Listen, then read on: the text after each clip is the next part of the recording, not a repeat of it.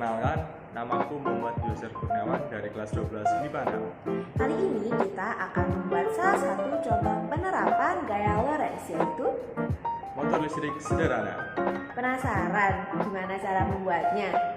Stay tune! Net, net, net, net, net, net, net, net, net, net. Gaya Lorentz adalah gaya yang ditimbulkan oleh muatan listrik yang bergerak oleh arus listrik yang berada di suatu medan magnet.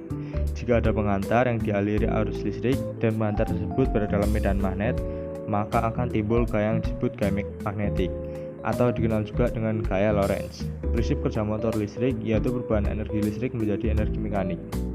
Besar gaya magnetik atau gaya Lorentz dipengaruhi oleh besar kuat arus listrik atau I, magnet medan besar atau B, panjang kawat atau L, dan sudut antara arah arus dan arah medan magnet.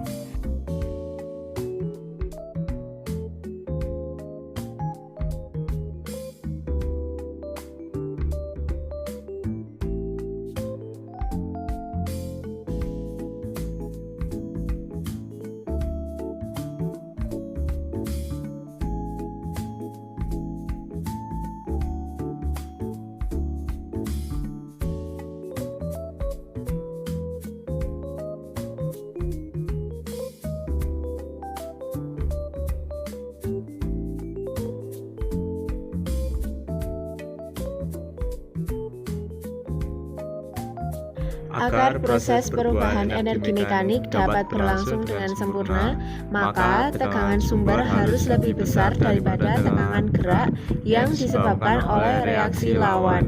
Dengan memberi arus pada kumparan jangkar yang dilindungi oleh medan, maka menimbulkan perputaran pada motor. Untuk menentukan arah putaran motor digunakan kaidah gaya Lorentz tangan kanan terbuka.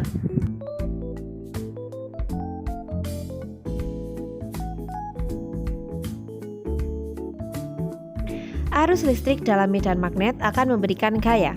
Jika kawat yang membawa arus dibengkokkan menjadi sebuah lingkaran, maka sisi kedua lingkaran, yaitu pada sudut kanan medan magnet, akan mendapatkan gaya pada arah yang berlawanan.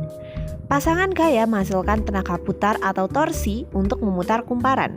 Motor-motornya memiliki beberapa loop pada dinamonya untuk memberikan tenaga putaran yang lebih seragam, dan medan magnetnya dihasilkan oleh susunan elektromagnetik yang disebut kumparan medan. Pada motor listrik sederhana, daerah kumparan medan yang dialiri arus listrik akan menghasilkan medan magnet yang melingkupi kumparan jangkar dengan arah tertentu. Konversi dari energi listrik menjadi energi mekanik maupun sebaliknya berlangsung melalui medan magnet. Dengan demikian, medan magnet di sini berfungsi sebagai tempat untuk menyimpan energi sekaligus sebagai tempat berlangsungnya proses perubahan energi. Kumparan kawat berinti besi yang dialiri listrik dapat menarik besi dan baja. Hal ini menunjukkan bahwa kumparan kawat berarus listrik dapat menghasilkan medan magnet. Medan magnet juga dapat ditimbulkan oleh kawat pengantar lurus yang memutar listrik. Berdasarkan hasil percobaan tersebut, terbukti bahwa arus listrik yang mengalir dalam kawat pengantar ini menghasilkan medan magnet. Pada saat arus listrik yang mengalir dalam pengantar diperbesar, ternyata kecepatan putarannya semakin cepat. Hal ini berarti semakin besar arus listrik yang digunakan, semakin besar medan magnetik yang dihasilkan. Jadi kesimpulan pada percobaan kali ini adalah pada percobaan pertama kami gagal karena pada percobaan pertama ujung-ujung kawat tidak kami amplas. Hal itu mencegah aliran listrik untuk mengalir pada kumparan yang di tengah. Karena aliran listrik tidak dapat mengalir, maka medan magnet pun tidak ada. Pada percobaan kami yang kedua, kami telah mengamplas pada ujung-ujung kawat sehingga arus listrik dapat berjalan lancar menuju kumparan yang membuat medan magnet dan menyebabkan gaya Lorentz. Jadi percobaan kami kali ini adalah sukses. Jadi kesimpulan pada percobaan kali ini, pada percobaan yang pertama kami gagal karena pada percobaan yang pertama ujung-ujung kawat tidak kami amplas. Hal tersebut mencegah aliran listrik untuk lewat. Karena aliran listrik tidak dapat lewat pada kumparan, maka medan magnet tidak terjadi atau tidak terbentuk.